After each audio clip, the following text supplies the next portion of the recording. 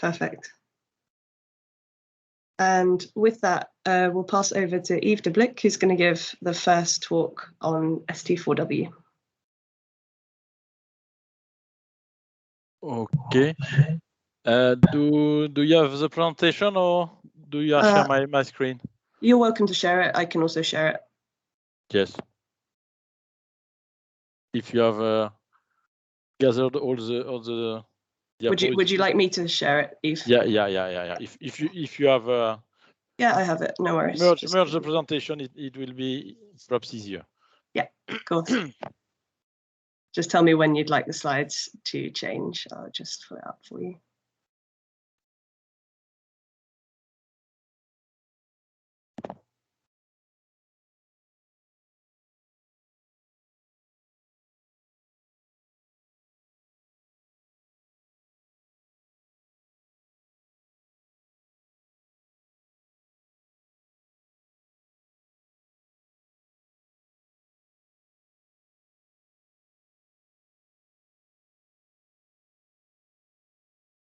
Can everybody see the presentation okay?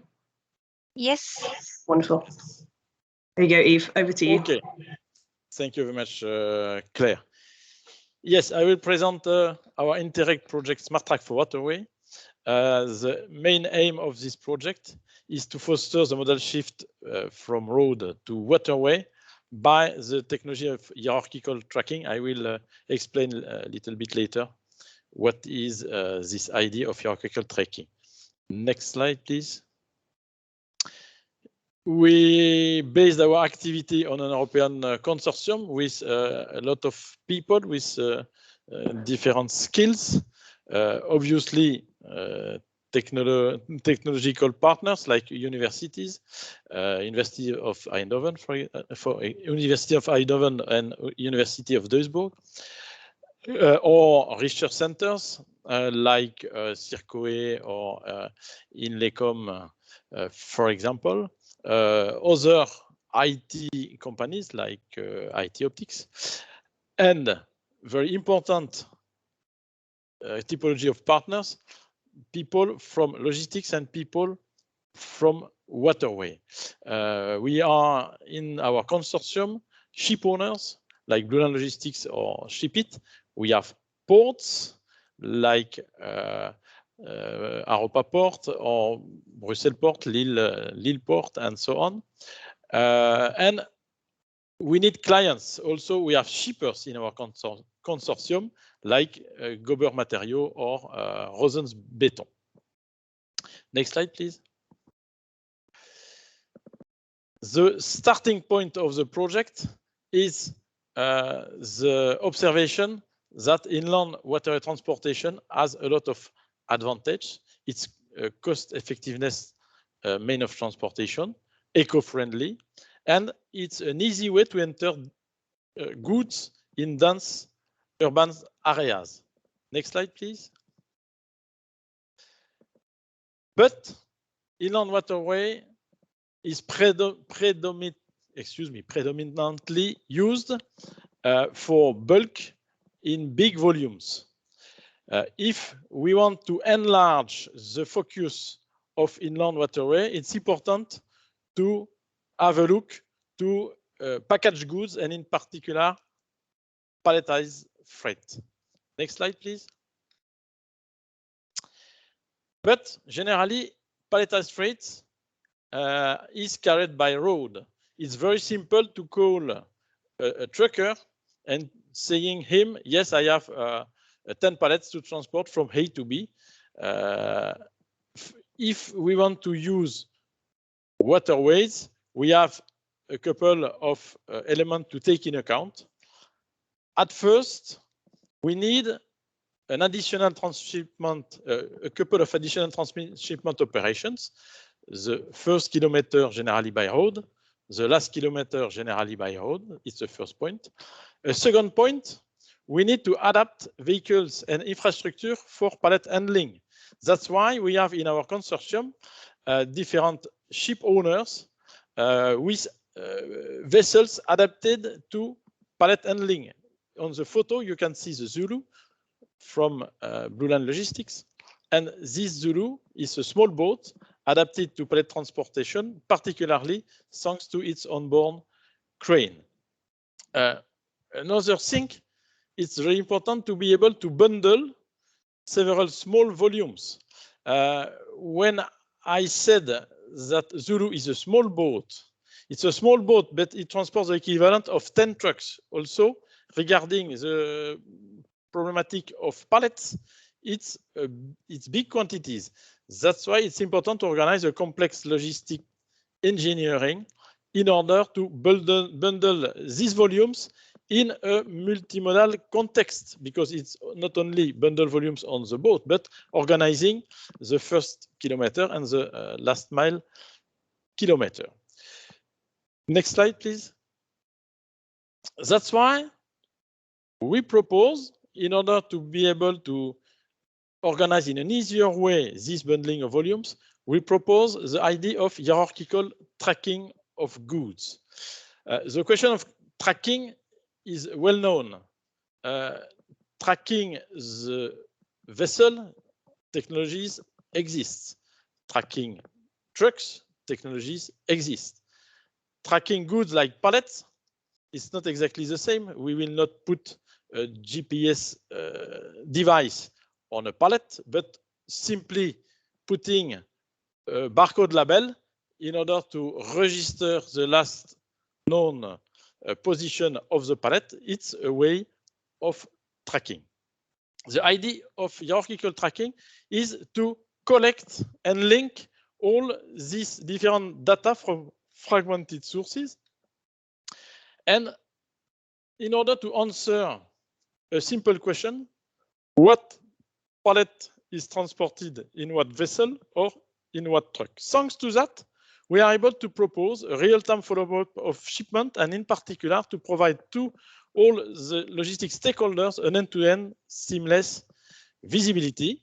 And thanks to that, we can propose to organize multi-stop, multi-client, multi-product vessels, some shuttles, being able to transport these pallets, gathering all these quantities, all these volumes. To be frank, to organize the tracking of 4,000 tons of coal, it's easy. If you track the boat, you track the coal. But if you put on the same vessel small quantities of different products from different clients to be transported from different points, because it's a multi-stop vessel, the tracking is more complex to organize. That's why hierarchical tracking, it's a good way to help this kind of transportation. Next slide, please.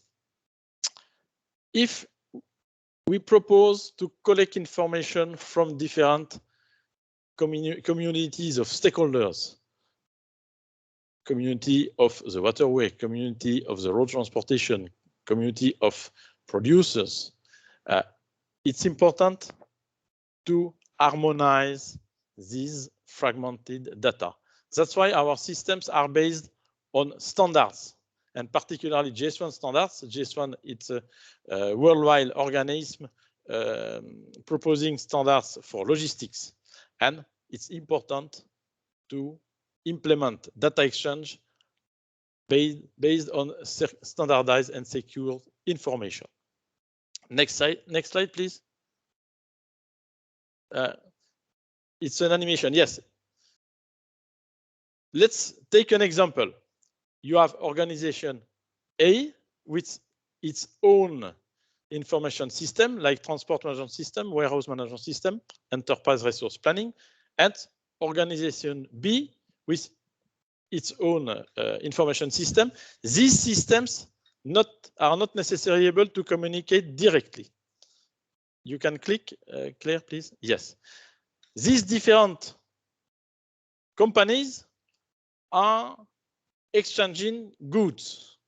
The first step, obviously, is to identify these goods with, for example, a barcode like on the image. Next Next click. Yes. Today it's classic to read this barcode for an internal use. Next click. And in order to integrate this information in the internal information systems, if we take the time and we take the opportunity to organize data in an harmonized way, and particularly you can see the EPCS standard. If we harmonize this data, we are able to communicate information to your partners. Click, please. Particularly, thanks to this standard information, we can provide together information in a secure way. And the security is very important. Security of data is very important. It's important to be able to share information, but each partner needs to master its own data and to exchange it only with chosen partners. That's very important. Next slide, please.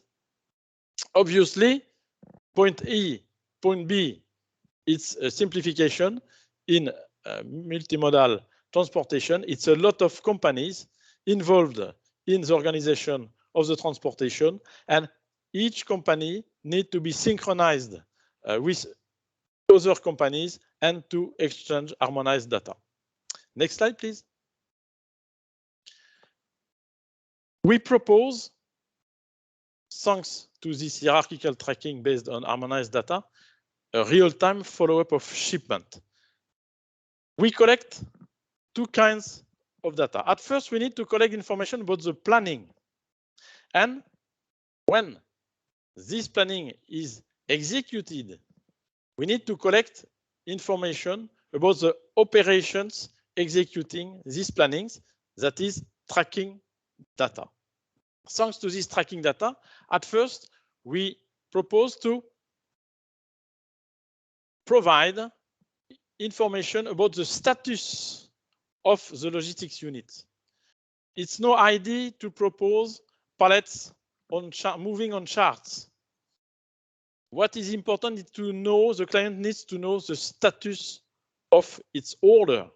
And we refresh, we update information, and particularly status of the orders. Second thing, and it's a small scheme on the diapo, we propose to compare planning information and tracking information. And if it's a deviation, we propose to send an automatic alert in case, for example, of delay, or if it's a wrong route used by the logistic unit. If it's a deviation, we propose to send an automatic alert comparing planning data and tracking data. A third kind of information is the idea of estimated time of arrival. We are working with different modes of transportation, and we propose to collect information from these different information. But to be frank, it's a very complex task to calculate in an integrating way the estimated time of arrival in the from end to end. Also, we are beginning this task, but we need to work in the frame of successive projects in the future in order to tackle this question. And we are beginning to work on the question to integrate different estimated time of arrival informations from different modes of transportation. We are beginning to work and to put a couple of bricks on these questions. And obviously, along the multimodal transportation, we collect information like proof of delivery at each step. Next slide, please. Here you have snapshots of our platform. At first, I spoke about the planning. Okay, we are able to collect information of the planning. Next slide. Very important thing, the capacity to create links between data, and particularly the idea of hierarchical tracking, excuse me, is based on what goods on what vehicle. And on this diapo, you can see a different screenshot of smartphones, onboard smartphones, and we are able, when we load goods on a vessel, for example, to create a link between the number of the pallet and the identification of the vessel in order to follow the cargo, because we are focused on the cargo tracking. Next slide, please. I spoke about proof of delivery. Obviously, we are able to provide information about the delivery of goods. Next slide. Next slide. I spoke about the update of the status. There you have a screenshot about that. This diapo, we can read this diapo from the bottom. On the bottom, you have the first status, sent, and after that, accepted is the status of the planning. An order is sent, and after that, accepted. And during the execution of this order, you have different status collect on the field and pick up. Routing is the information about the waterway transportation, and at the end of the story, drop off. Next slide, please. This kind of information we can integrate in a multimodal way. This kind of data. This diapo is yes, it's compact with little size of information, but you can see that ship from waypoint 1, 2, 3, ship 2. You can follow your goods, and you can follow with each step of transportation, and step by step you have information with the actual time of delivery of your pallets at each step. That's important to have this global and transversal vision in a multimodal way. Next slide. We have organized different pilots in Belgium, mainly in the frame of construction materials with Blue Line Logistics, with Ship It. Ship It, it's another cargo ship owner with its Orderdam. Orderdam is another vessel with onboard crane, but at a bigger size, with different shippers like Rosens and Gobert, like Knauf, and with other shippers. And we have done tests with more than 80 voyages, and including different multi-stop voyages. It's not so easy to organize multi-stop voyages, and we hope that this first step will be enlarged, and it's a key element of the modal shift to organize these multi-stop voyages. Next slide, please. Another pilot, it's a French pilot. I said a couple of minutes ago that road transportation is simple. Yes, from point A to point B. And if we propose a solution, an economical solution, in order to replace this transportation, it's important to smooth transshipment operations, because when you see this schema, you have different steps in this multimodal transportation. That's why we are working with one of our partners, Sogestran, and Sogestran propose its concept Fleximal. Fleximal is a terrestrial container dedicated to urban logistics, and the idea is to be able to take advantage of the standards of the containers, but not for maritime transportation, for urban transportation. And thanks to this standardization, we are able to use the platforms, the the container platforms and to smooth these transshipment operations and to be able to transport goods dedicated to urban logistics on container liners. And when you see from Rouen to Moulineaux near Paris, we are using a liner, and one of the advantages of this liner that it's a day. He organized daily transportations of containers, and the costs are really economical. That's why globally, thanks to this standardization, we are able to take advantage of standardization and economical low level of costs in order to transport goods in the urban areas of Paris. Next slide. And you have a couple of photos showing this Fleximal and showing the different transshipment operations in Moulineaux, in Gennevilliers, in Bonneuil. Next slide, please.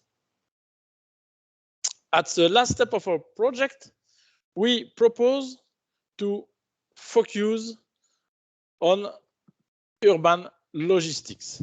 And waterway transportation is an easy way to enter dense urban areas. If we propose to organize the last mile delivery in urban zones, it's important to use eco-friendly mode of transportation like cargo bikes or electrical van. But these mode of transportation are multimodal mode of transportation. That's why we propose to connect inland waterway transportation to this multimodal last mile delivery. Next slide, please. Digital interconnection at first, thanks to SmartTrack tools for the synchronization of all the different operators, and physical interconnection. I insist on this point.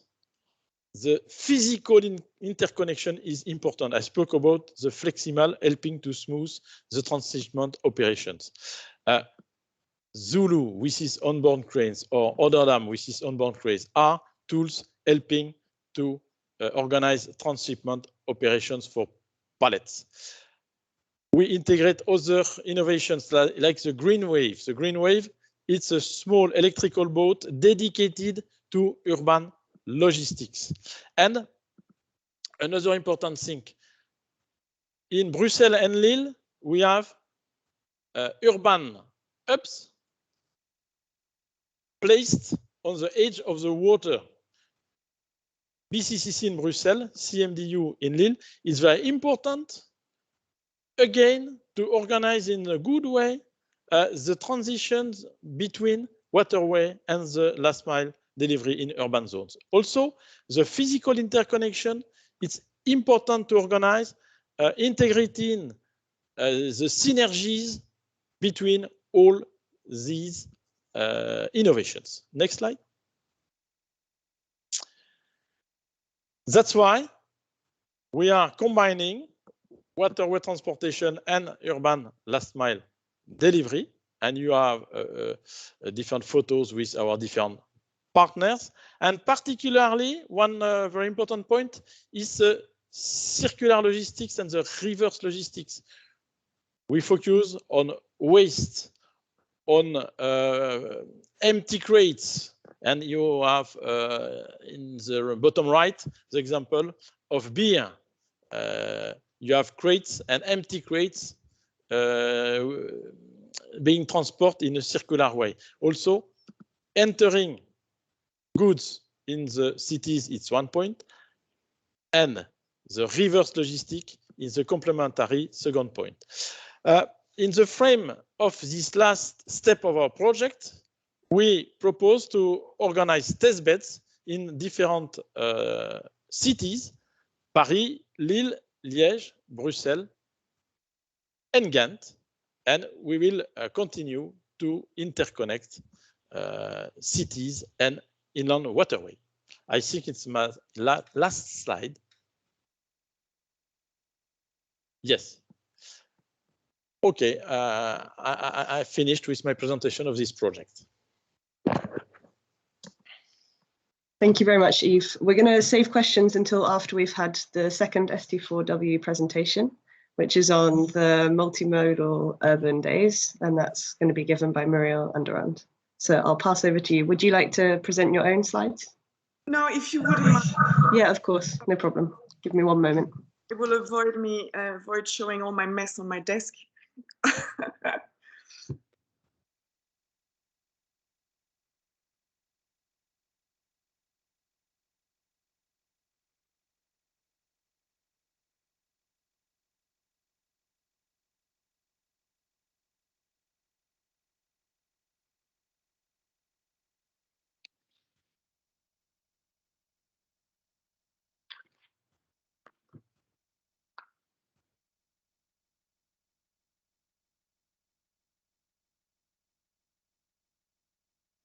Yes, perfect. Thank you. So, so basically, at the end of this presentation, thank you, Yves, for introducing the project once more. You managed to give a different angle every time.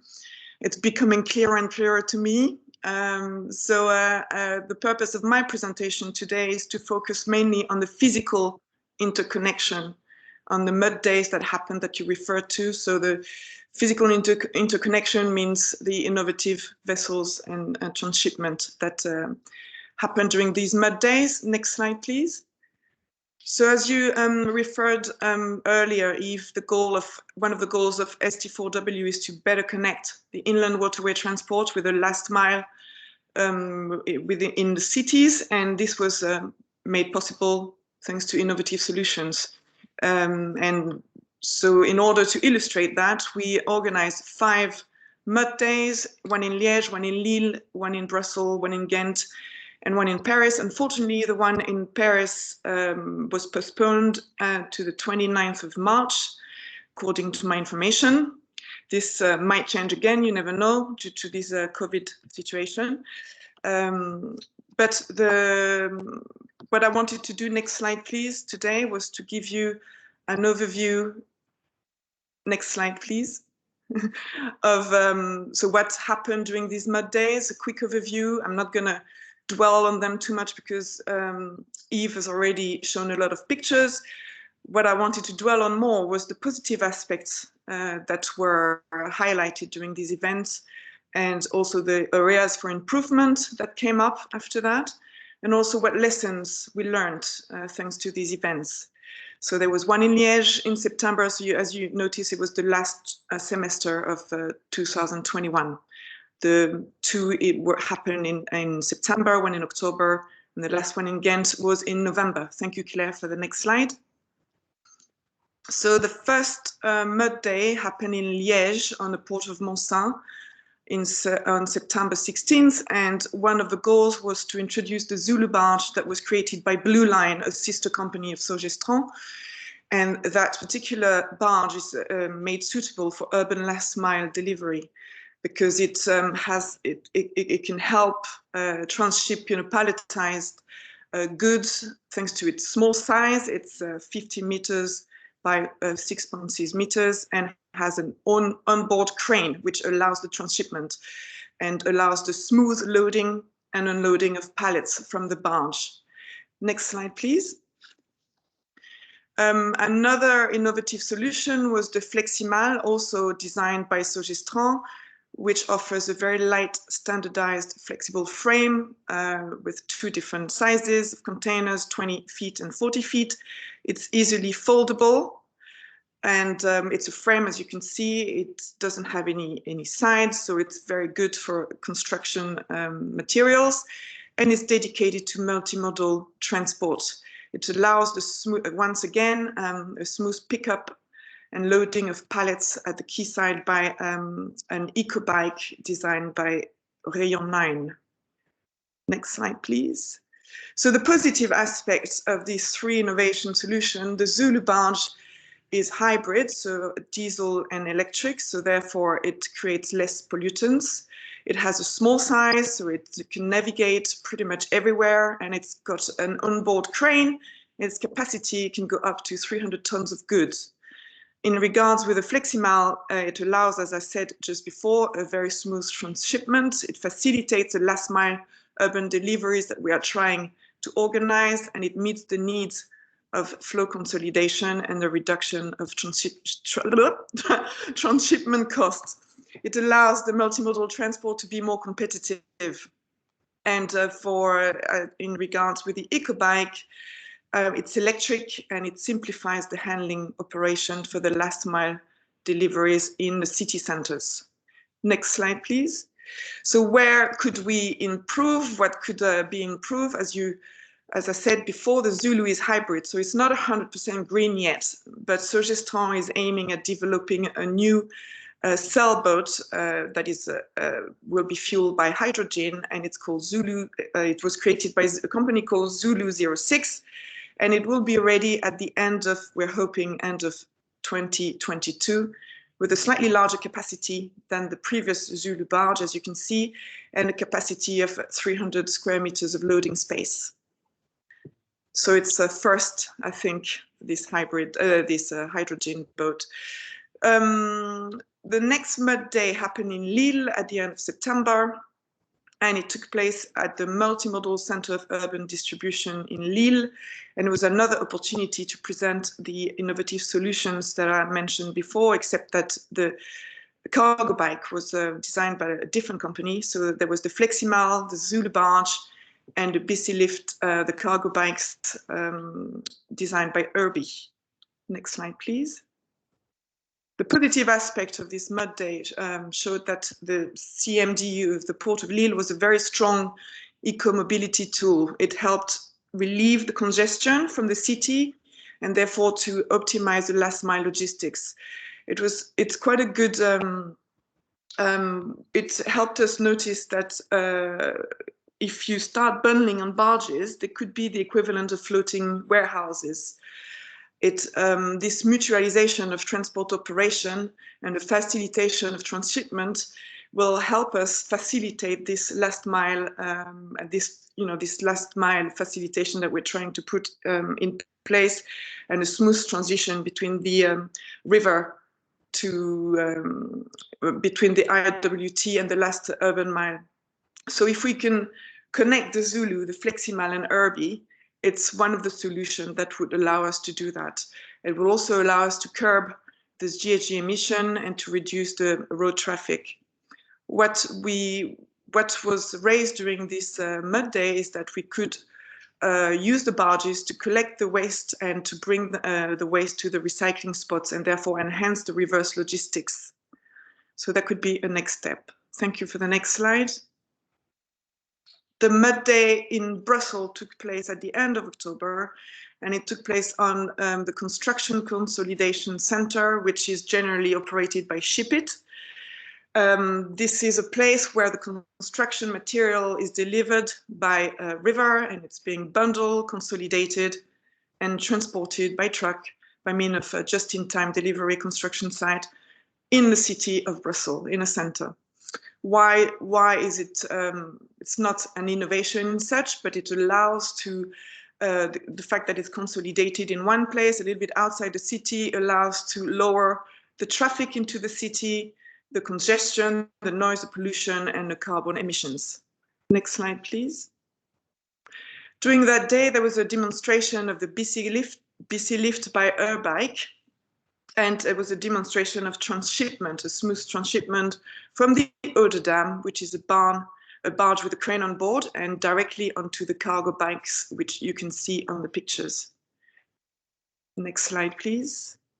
So the positive aspect of that mud day was that the EcoBike once more proved to be an alternative for the last mile urban deliveries that is usually done by truck, and showed that the bundling on the construction side outside the city will help, as I said just before, reduce traffic, congestion, noise, and so on.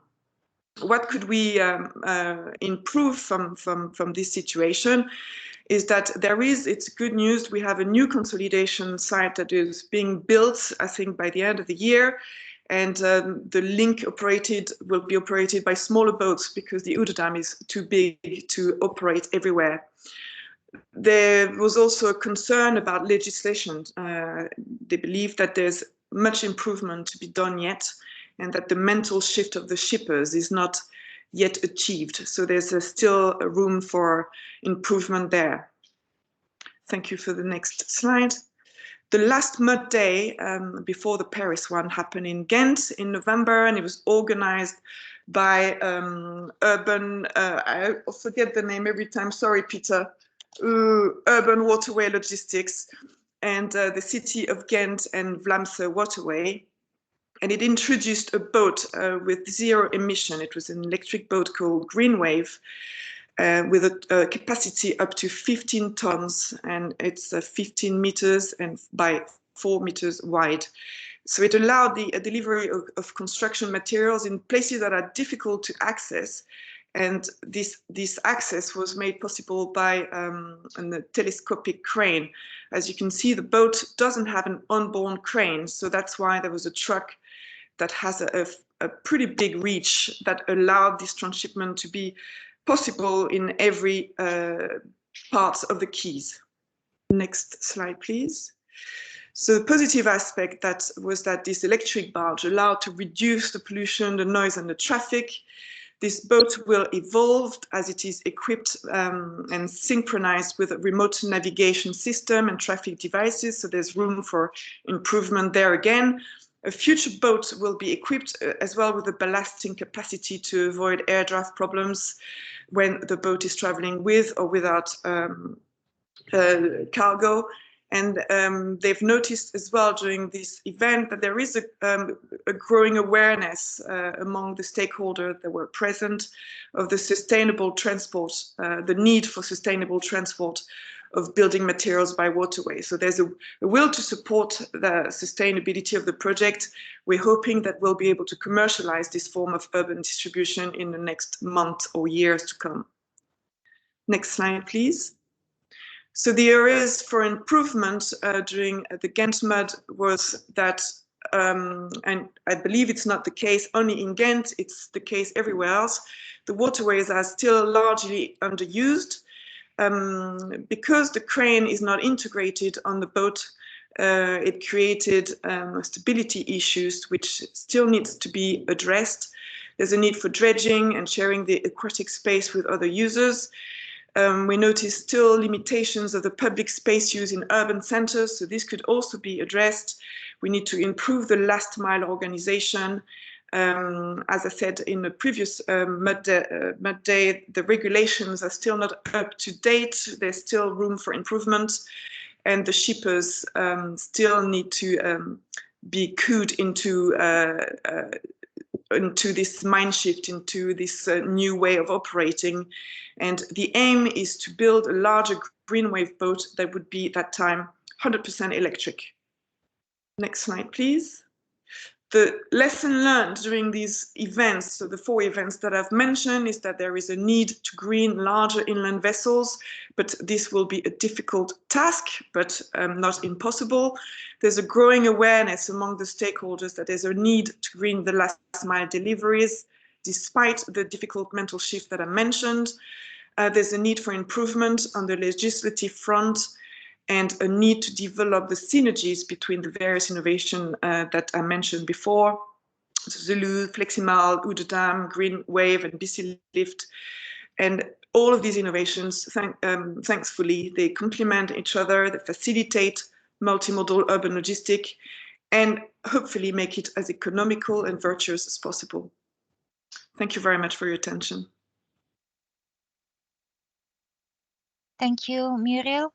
It was very interesting about your presentation and Yves. I've started taking the notes in the note section of the meeting, and just to summarize the objectives and the results for STW so far, ST4W so far. We have created system for tracking of palleted goods on multi-stop inland waterway journeys and multimodal journeys throughout the supply chain, with real tracking thanks to harmonized data and with status updates and estimated time of arrival, proof of delivery, and providing visibility of the various waypoints during the multimodal transport of the shipment. There have been various pilots done with construction materials, with standardized urban transportation containers through the Fleximo innovation, and innovation vessels as well. And those have been demonstrated in Liège, Lille, Brussels, and Ghent.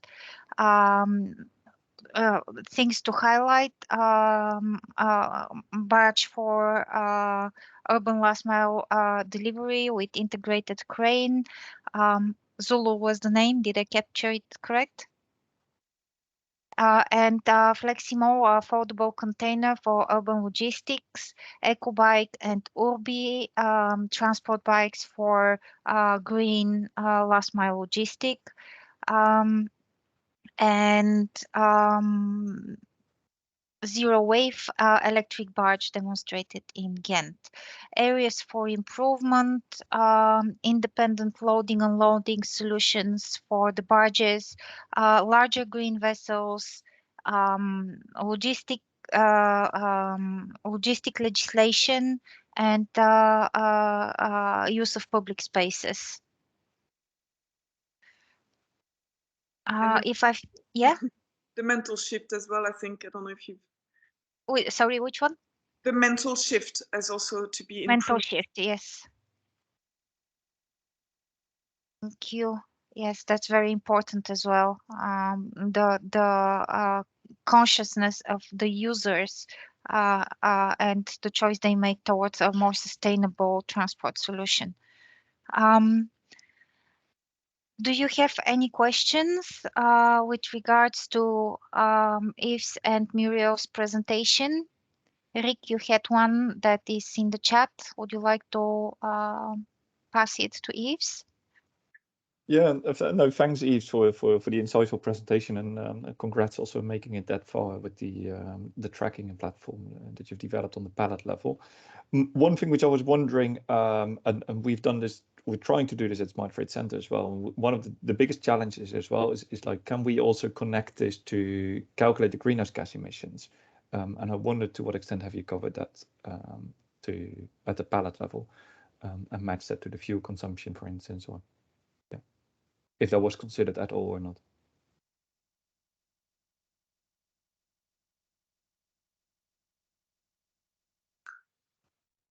Yves, you're on mute.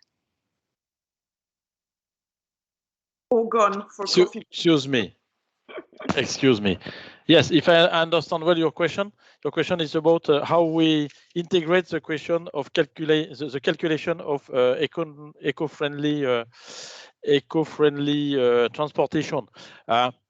Yes, we have taken into account this question at one level. We tried to calculate the CO2, the saved CO2, and at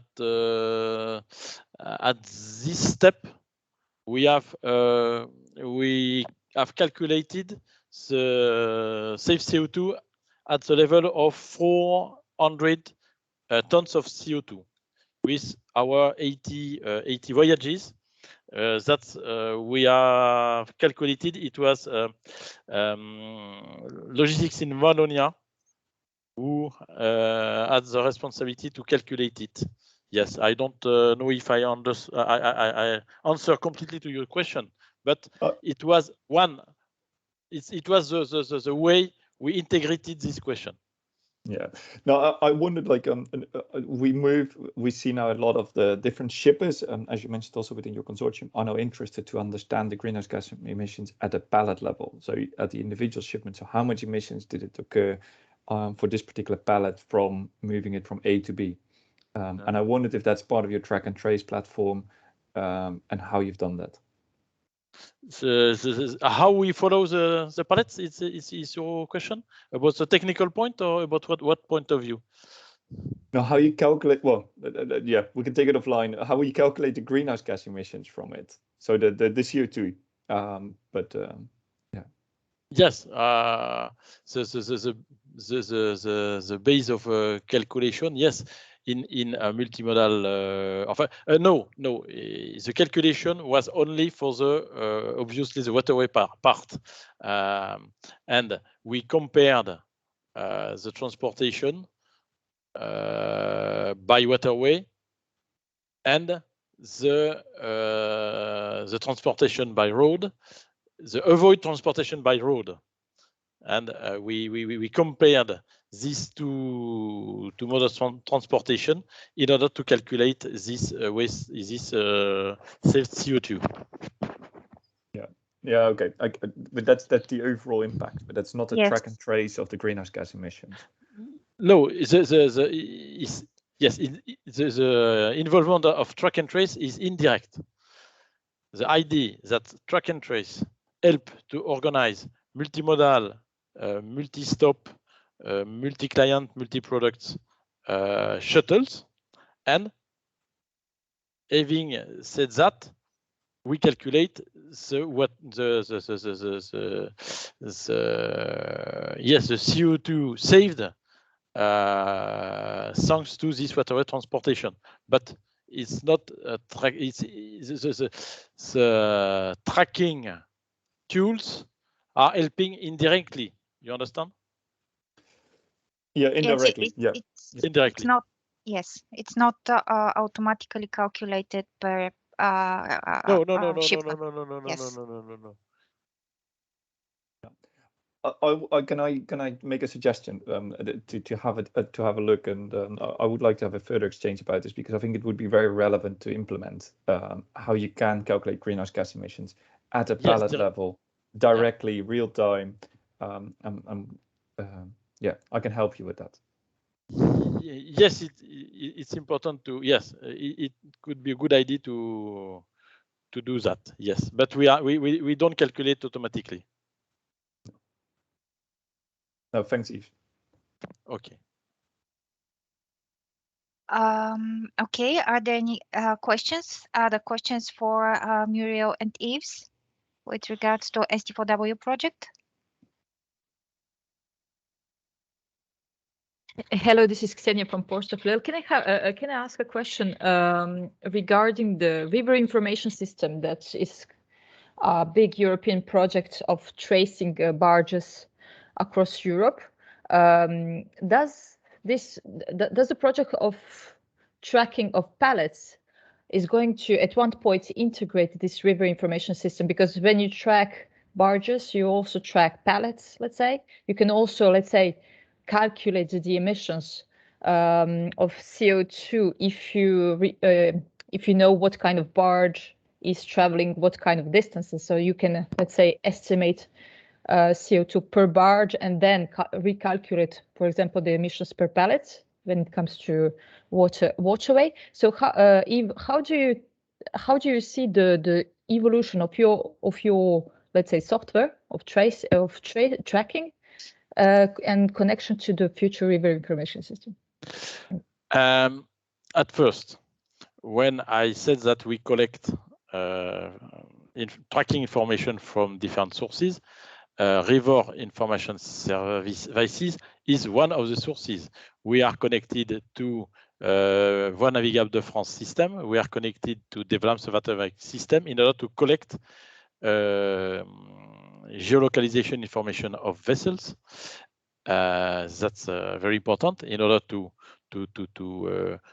integrate the link between vessel informations, tracking vessel information, and pallets tracking informations at first.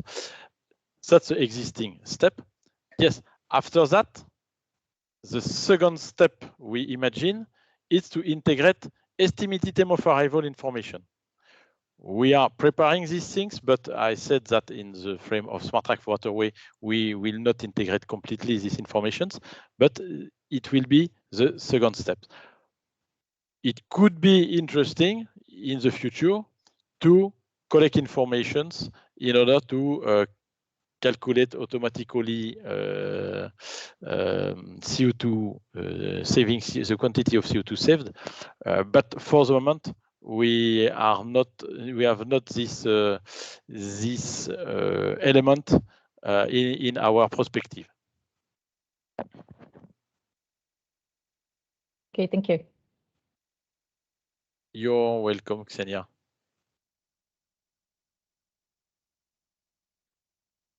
Thank you. I think in the interest of time, we can use the chat for any other questions for the two ST4W presenters. And if we can now go to Rick Ahrens and Richard Van Lier, who are going to speak about IWNet. Would you like me to share, or would you like to share yourselves?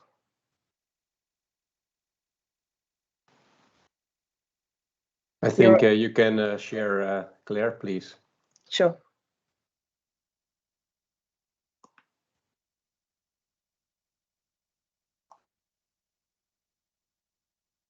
Can everyone see okay? Yes. Yeah.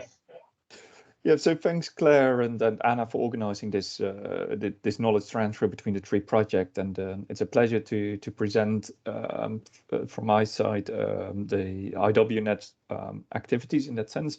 I know that there's going to be some overlap already with what the presentation was done by Yves, and so in that sense they're also part of the IWNet project, so that's really good to see that link already taking place here. I'll be presenting here. I'm Rick from the Smart Freight Center. We are dedicated to kind of calculating greenhouse gas emissions, hence also my question from the previous session. But today we will share a little bit about what we intend to do within the IWNet project. I'll present together with Richard Van Lier, and he'll introduce himself in a minute. He'll share a bit of details about what we talk about in terms of the roadmaps and the activities that we see taking place. However, let me start with the next slide, please. A very high-level overview, and just I think it's always important to why are we doing this? And the biggest activity here is that we seek to reduce our greenhouse gas emissions by 2/3 by 2050 from transport, and there are ambitious targets set already by 2030. And of course, everyone knows that inland waterways, and I think Yves showed this already, that the inland waterways can potentially reduce greenhouse gas emissions significantly, but we also need to be able to actually make sure that it takes place as much as possible. So we achieve this reduction in greenhouse gas emissions from the operations as well, so also from the operations of the vessels in that sense, as well as make it as attractive as possible. We support this directly in that sense by two particular activities here, because we help in this strategic infrastructure development, as well as ensuring this kind of multimodal integration. And this is much more about ensuring this compatibility for the vessels in terms of containerized transport, as well as the digitalization processes taking place, so you have that visibility as possible. And if you see on the next slide, this is our overall objective here, is that we kind of make sure that this innovation-driven collaboration is taking place. And we do this through these three activities, as I just mentioned, which is the digitalization itself, and therefore its visibility, ensure that the infrastructure is improved and also facilitates that directly, so that we can make it as attractive as much as possible, as well as finally that we have those vessels available that can cope with this kind of situations, but also are becoming more greener, as mentioned, from like the transition from the fossil fuels to the hybrid and to the battery electric or hydrogen solutions accordingly. We will do this effectively in these three research areas and try to apply this in different scenarios in different geographies, which we do across Europe effectively in different smaller rivers and the Danube, I should say, to test that. The main output here as a result of this is that we try to make sure that we not only test the actual research and apply this in different scenarios in smaller rivers, but we also make sure that this is embedded within the wider roadmap development, linking it to the NAIADES 3 activity of the European Commission, and the activities, for instance, within Platina 3 as well. And that's why we developed selected roadmaps on those three areas of the digitalization, infrastructure, and the vessels, as well as seek to work with the exploitation strategies, of course, which Anna George is glad to help here as well, and selected policy recommendations to make sure that we adopt the work we do within IWNet. It also goes beyond the activities that we do here. I'm glad I'm not doing this alone. So we actually teamed up with an organization. So if you see the next slide, we teamed up with quite a bit of different organizations.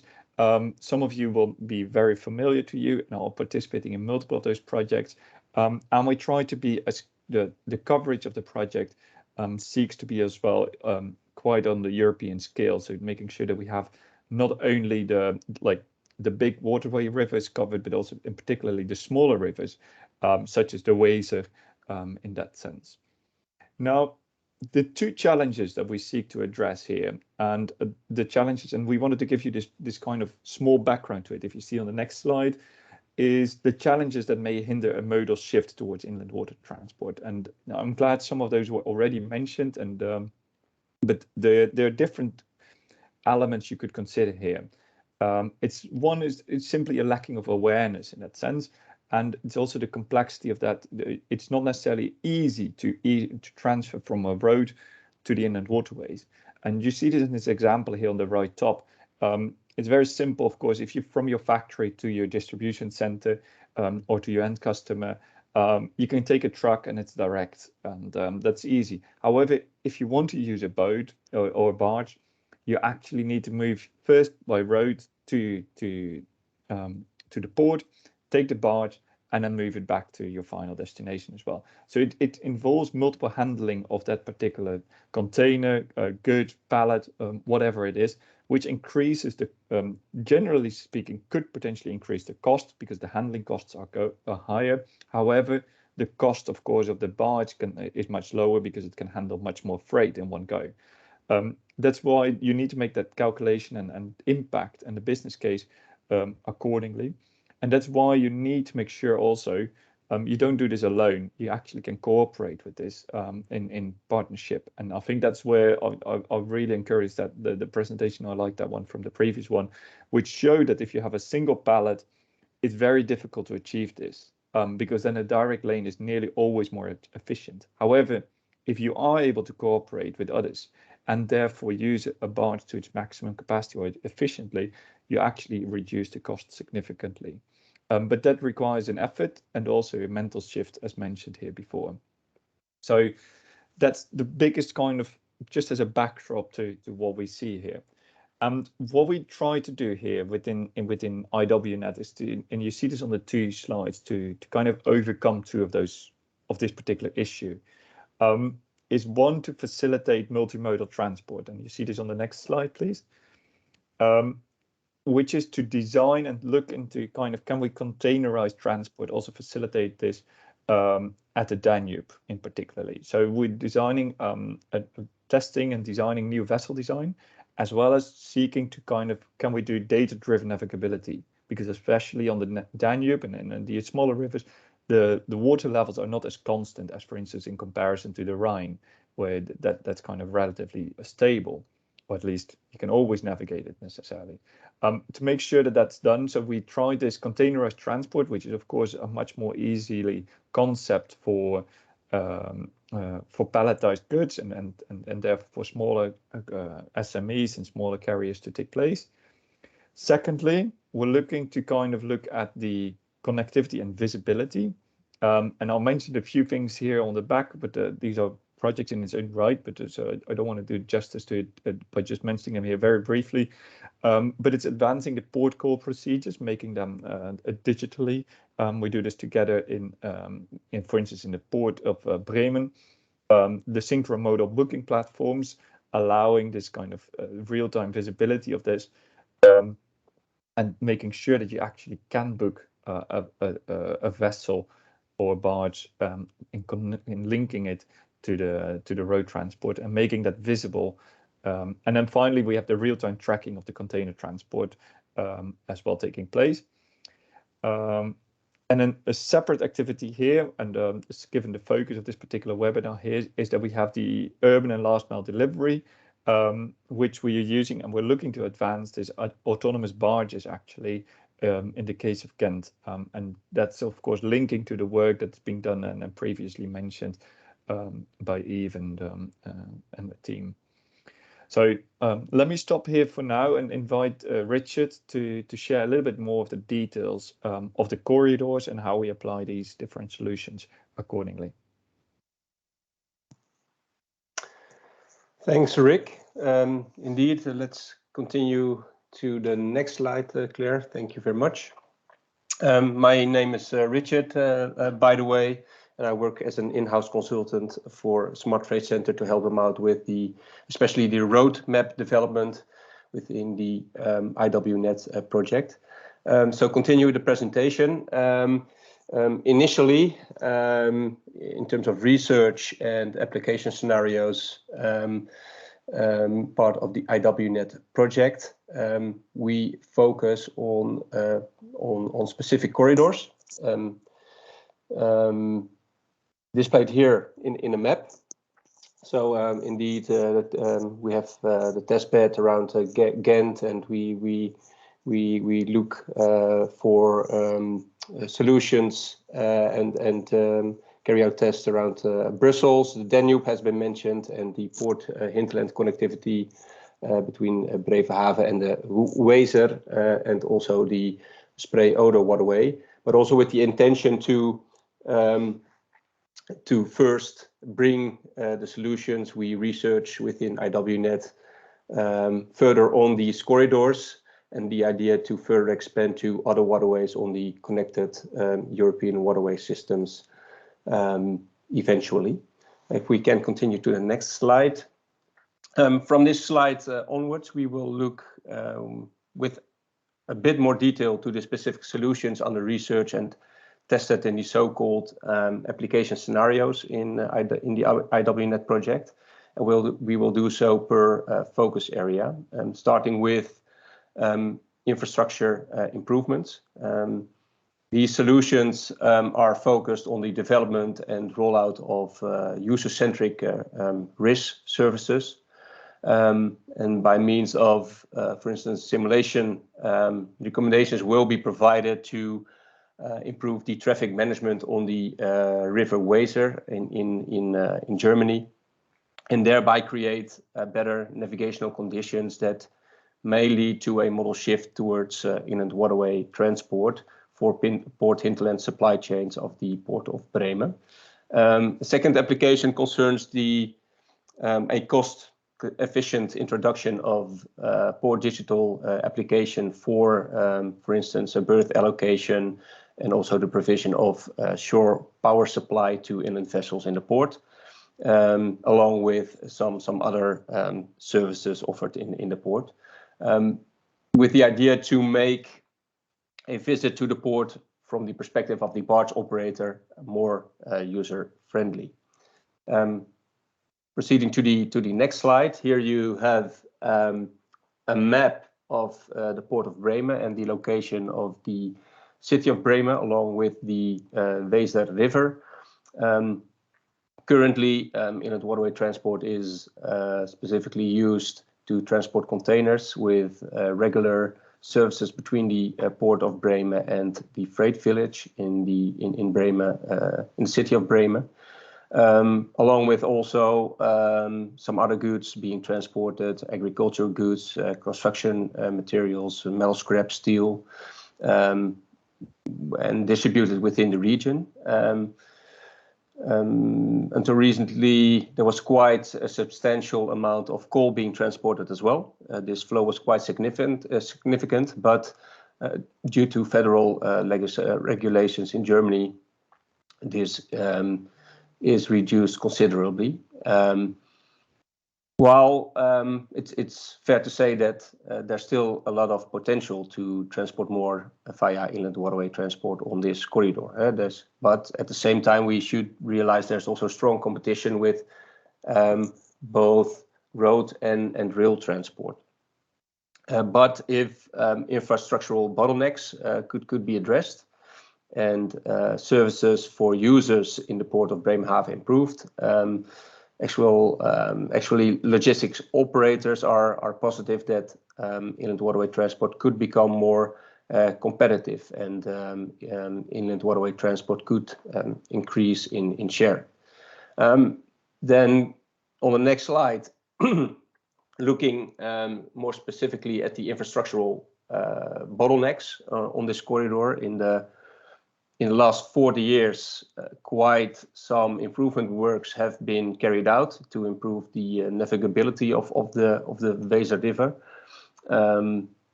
For instance, the opening of a new lock in Minden and connection between the Midland Canal and the Weser actually cleared the path for larger vessels to reach the port of Bremen.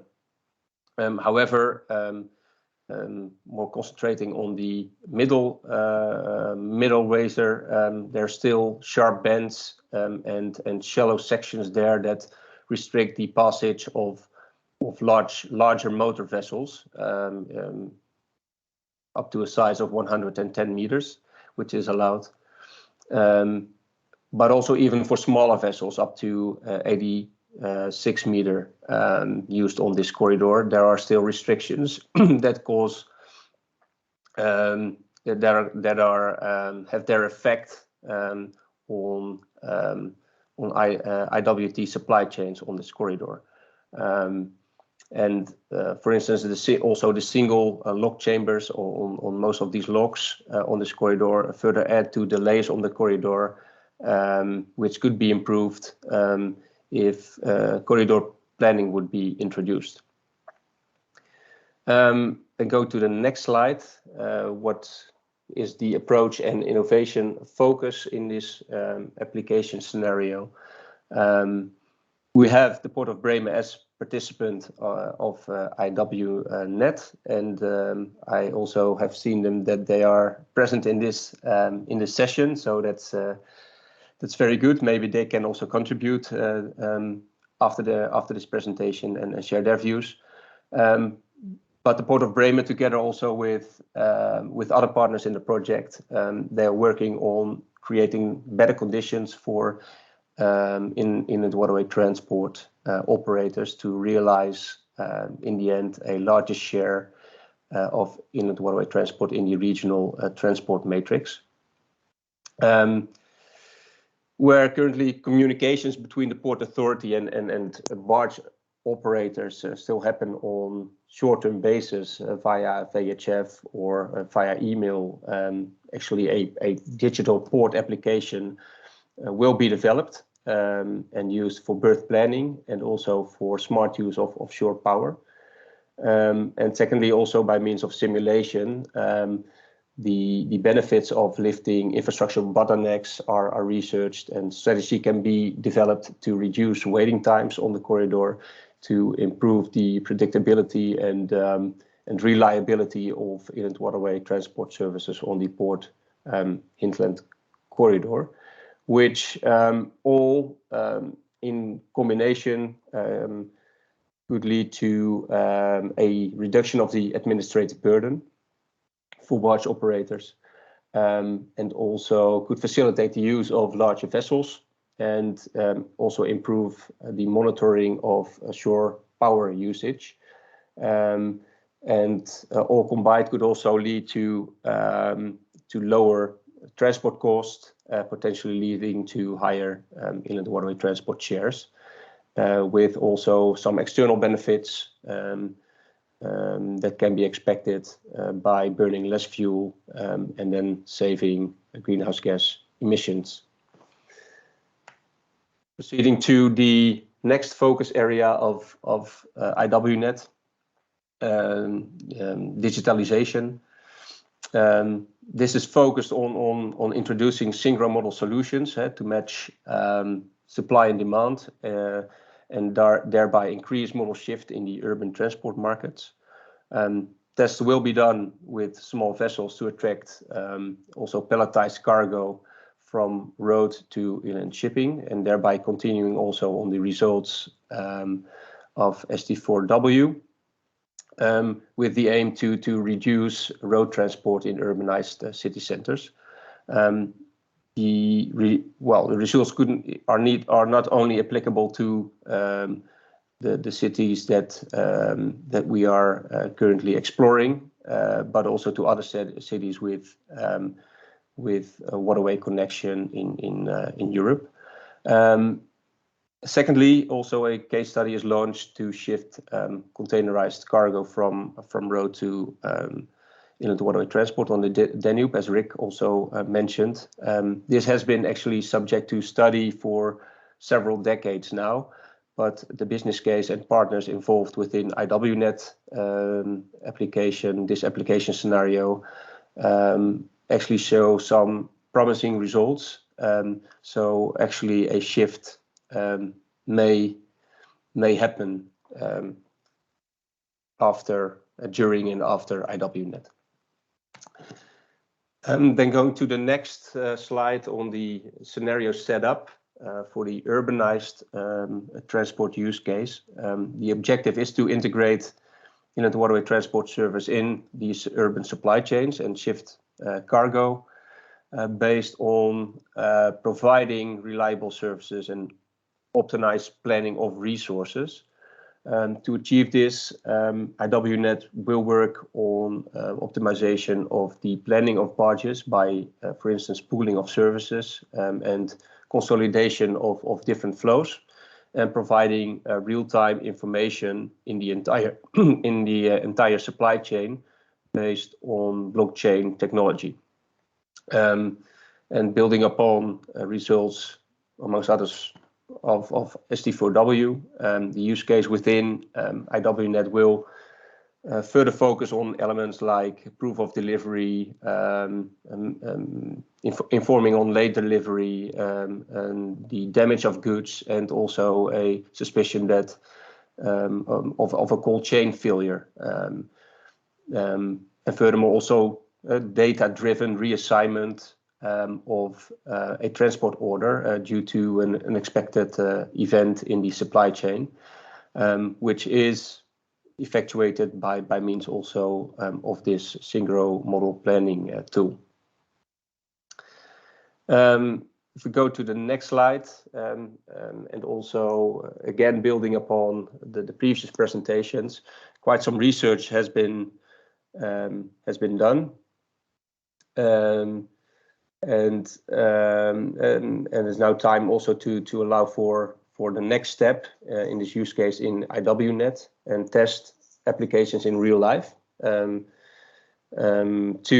Belgium initiatives have been contacted with the request to collaborate and shift palletized goods with the objective to realize a model shift, of which Via Pialetto project is one of them, and test the multi-stop river shuttle with fixed routes for palletized building materials. Again, also continuing the work of ST4W. Then going to the next slide and the last area of focus in IWNet, which concerns the innovation in innovative and green vessels, novel vessel designs. The novel vessel designs are a focus on, or have a focus on, improving systems for autonomous navigation, and also introducing solutions for zero emission operations in urbanized areas. For this, a mobile sensor platform is developed, which should collect relevant data to measure the impacts of the pilots conducted in IWNet, which should lead to a higher utilization of assets, more reliable services, and reduction of greenhouse gas emissions. And the research around these autonomous concepts is also targeting the use of satellites for instance, for higher accuracy during vessel operations, for vessel maneuvers. And a latest test case is added, which concerns vessel platooning, to test vessel platooning technology for longer distances. Moving to the next slide, here is a map which displays the test bed in East Flanders, the Ghent test area, which is actually a very fine mazed network, where the focus lies on the development of an innovative fleet with a high degree of automation for urban distribution. The testbed of the city of Ghent, technology is tested to allow for emission-free vessels for city distribution, and research is not only focused on installing technology on a single vessel, but the idea is to test the connections and communication between vessels, and interaction also with the vessel with its environment, which is more is visualized also on the next slide. One more, please. Yeah. And in preparation of developing a suitable type of vessel to use for regional and urban distribution, a SWOT analysis has been carried out before actually the IWNet project started, looking at the barge characteristics, barge connectivity and sensors, infrastructure, local constraints, the environment, bottlenecks on the fine mazed network of Ghent, and also connectivity with other means of transport, along with serviceable area characteristics and many more indicators. Based on this analysis, plans have been prepared for the construction of a fully electrical propelled emission-free vessel that will carry out tests in this test area with both for the transport of goods and persons, focusing on navigation in the city itself, also cargo loading and unloading aspects, and requirements for efficient last mile delivery of goods. But also we will look at the optimization of the logistic flows in the urban environment, focusing on the distribution of construction materials to areas with restricted access.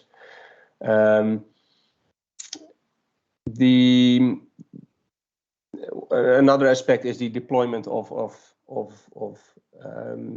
solutions related to autonomous navigation and cargo visibility, by deploying a number of sensors to measure vibrations, temperature, CO2, distance measurements, make use of thermal cameras, and so on. And all these sensors used to collect this data on board will be connected via a cloud service to track and trace also the cargo, and exploit also the connectivity with a sensor with the sensor box, and connect and communicate with a second test vessel. And all of these tests should actually lead to an increase of trips with higher utilization, so more trips, leading actually to a higher utilization, up to and more than 80% of the capacity load of the vessel. So actually more tons are being moved per trip, leading to better performance per ton kilometer. And also we want to reach a certain number of trips towards difficult to reach areas in the inner city, and thereby reduce greenhouse gas emissions in an urban environment, and also increase reliability in the supply chains, and reduce the time of the transport itself from A to B. Then going to the next slide. One more, please. Sorry, no, one back. Sorry, sorry, Claire. Yeah, that's the one. The last application scenario, which I would like to highlight, relates to actually a combination of infrastructure digitalization and novel vessel designs. The case focuses on data-driven optimization of barge operations on the Danube, particularly addressing these variable navigable conditions in uncertain water conditions, and obtaining data to drive the design of new vessel types optimized for specific conditions on the Danube. The study includes also analysis of Danube ports on available infrastructure and equipment available for handling cargo, and also collect information on water levels and statistics. A visualization tool, as Rick mentioned, is developed to show actually available loading draft for most critical stretches from upstream to downstream on a daily basis. This tool is developed and tested, and eventually the objective is to assess all this information and bring it together to develop a new vessel type designed for these challenging low and high water level conditions on the Danube, which contributes to a business case to transport containerized goods between the ports of Enns in Austria to Giurgiu in Romania, which is outlined on the next slide. All this analysis should contribute to have a successful pilot with the aim to shift 150 trucks per day transported then again from Upper Austria to southern Romania, a shift from road to waterways. And the greater objective is, of course, to actually prove the concept that container transport on the Danube is feasible and has the potential to be further increased, and hopefully shift significant flows of containerized goods to the waterway.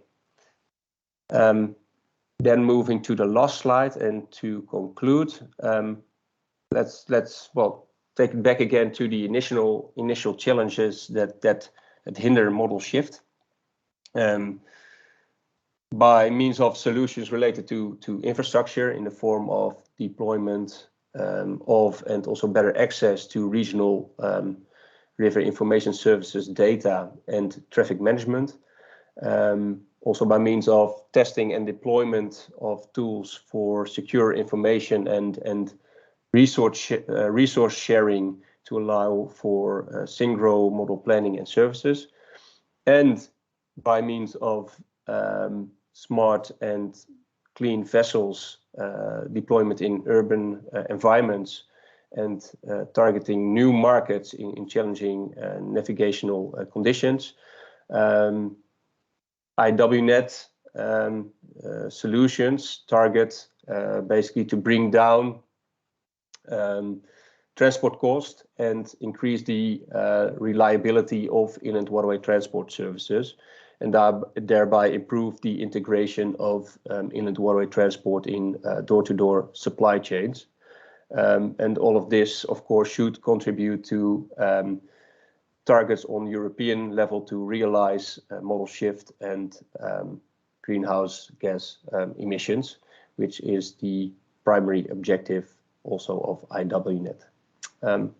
Okay, that's it for our presentation. Thanks for listening, and we'll be open to any questions that you may have. Thanks.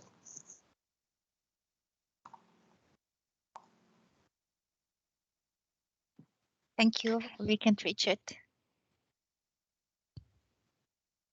Thank you. Does anybody have any questions for Rick or Richard?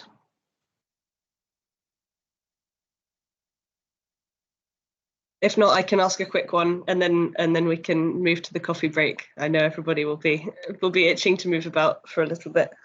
So I suppose I found very interesting the future scope looking towards having more sensorized autonomous tracking, sensors for the temperature, to further kind of gather information about the greenhouse gas emissions. Do you kind of foresee any challenges in uptake with any of the stakeholders or shippers, or do you think there's appetite for that kind of shift? Because I think, you know, as a consumer, that's something I'd be very interested in, but I wondered if you've come across any difficulty in that area.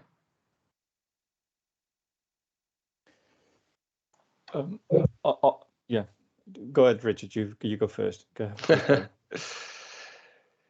No, yeah, well, there is an interest, of course, eventually. I think that based on the question that Rick mentioned in the previous presentations, or based on the present presentations, and which he can also comment about. Now, based on your question, indeed, there's an incentive to collect these kind of information because there will be a reporting requirement in the future on basically on goods level, and well, he can better explain this in a few moments. Regarding to the technology in itself and getting this implemented in the sector is it's another challenge, of course. You know that reporting on greenhouse gas emissions, but also air pollutants, perhaps there are certain objectives which we try to realize. And for the ship owners, there are currently still no clear incentives to install these type of equipment on board. Besides the developments within IWNet and the sensor box that we will develop, there are already some other technology providers that have these kind of solutions. Also, within the Netherlands, we will start a onboard measuring program to look into real emissions of inland vessels. Also, with enabling the possibility to allocate these emissions to individual goods. At least that's the end goal, of course.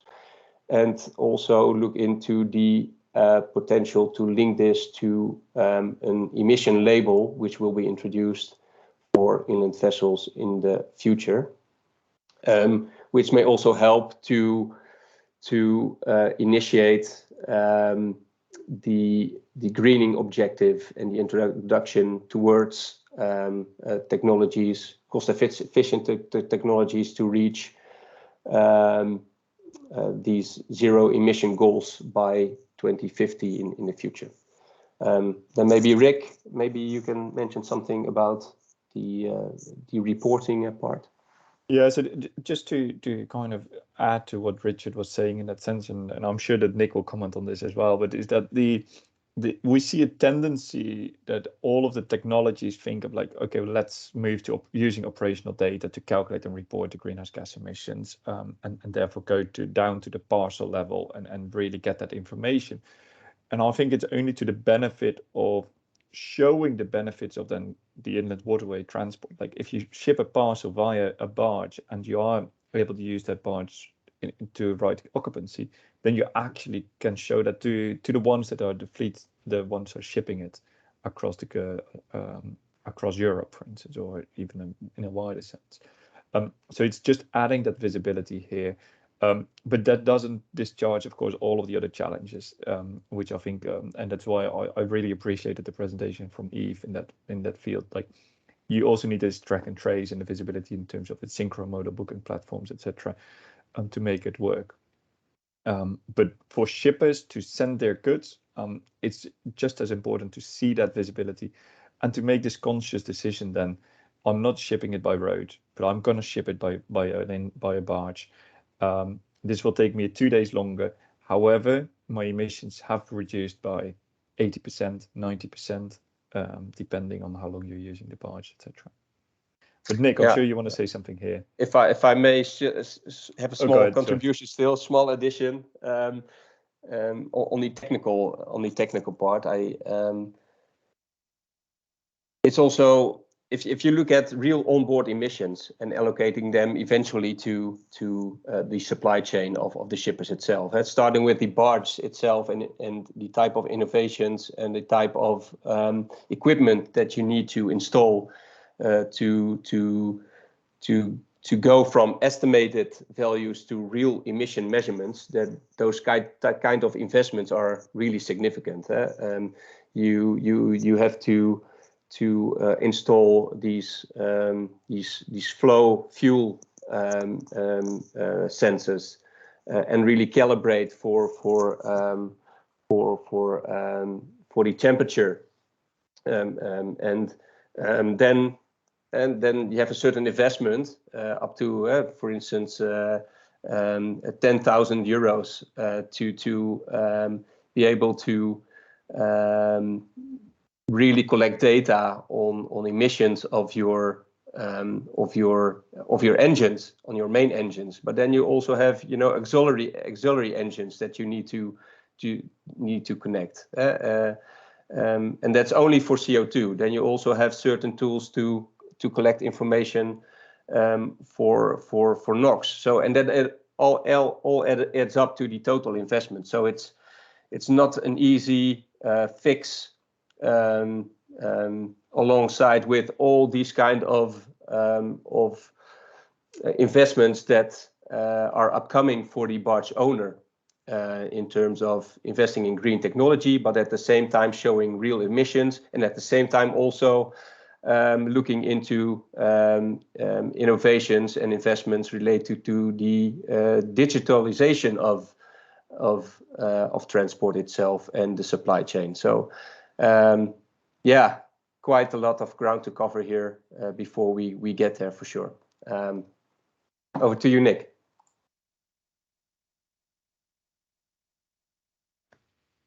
On top of what Richard and Rick have been saying, so more from the technical side, I'll try to translate what I get from the average skipper, so the average barge owner. So it already starts, the whole confusion, I would say, or the complexity already starts when the poor guy wants to invest, or rich guy wants to invest in a new vessel. So already then he has to look at the greenest possible vessel. If he doesn't do that, well, he can refuse to do so. But if he goes to the bank, he will get a less favorable financial agreement when the green is not green enough. So, but how can this poor rich guy judge how green his vessel is? He has to rely on what the shipbuilders and the suppliers to the shipbuilders try to tell him. And to my knowledge, I think I'm right, there's no such thing as a standardized kind of tool that helps this skipper to make a judgment. If you would go to the trucking world, there is this, I think it is called Vecto tool, which has regulated on how these emissions, whatever the emissions are to be measured and reported. So if I would have to go to, if I would buy a truck or a fleet of trucks in many cases, then I know where to look at in order to see how green this fleet will be.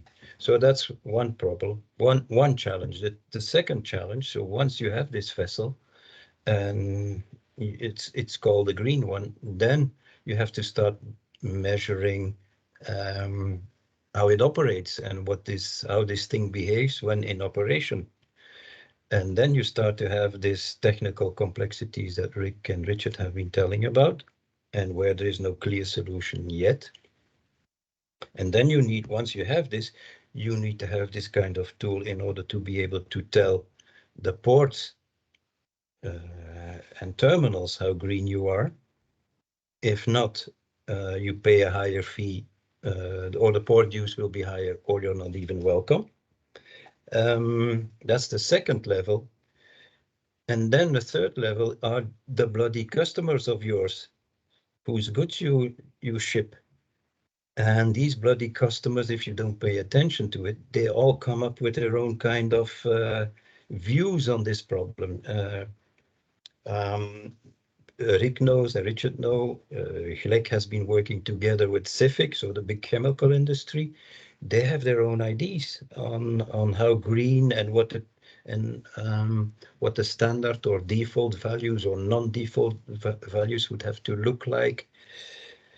Last week we presented to a number of skippers what Procter & Gamble is planning. They want, regardless of what the Commission wants, Procter & Gamble, and it's not the smallest company in this world, I would say. They're also developing their own program, and they've selected the guys from Glek knows Eco Transit to help them with them. But how to, let's say, kind of the criteria would have to comply with, that's Procter & Gamble. And guess what? Procter & Gamble is talking to L'Oreal, is talking to Unilever. So all the big boys, and already only in this specific industry. So, and will inland shipping be powerful enough to counter what these bloody customers will come up with? So I'm not complaining. That's not the purpose, but just making it clear how shitty this situation is for the time being. So apart from the uncertainty on which technology to select for the next, and regardless of which goods you will want to transport so that's already one, which technology to pick. And once you did that, you have to start thinking about and measuring all this stuff. So that's my 2 cents. Thank you all for your really valuable insights. I think we're going to have to go for a break until 20 past the hour. If anyone wants to stay on the call to discuss, you're welcome to, but I appreciate people probably need a comfort break and a drink and maybe a snack. So it'll be 20 past the hour, so 20 past 11 Central European time. But feel free to stay online. Just remember that it's all recorded. I think they already left for coffee. We're just sure. here to have our own discussion. I will stop recording while we are on break. Claire, remind me to start again when we resume. Yeah. Sounds good. Then we can have a proper coffee chat here. Absolutely. There you can is get one. your coffee and bring it back to the chat. Yes, Angel? Should we stay online or do you want us to disconnect? Oh, no. Stay online, please. I will just stop the recording, but we can stay online. Okay. There is no need to disconnect. Okay. See you soon. See you soon. See you soon. Bye. Thank you. Bye. I'll be curious, Nick, to hear about like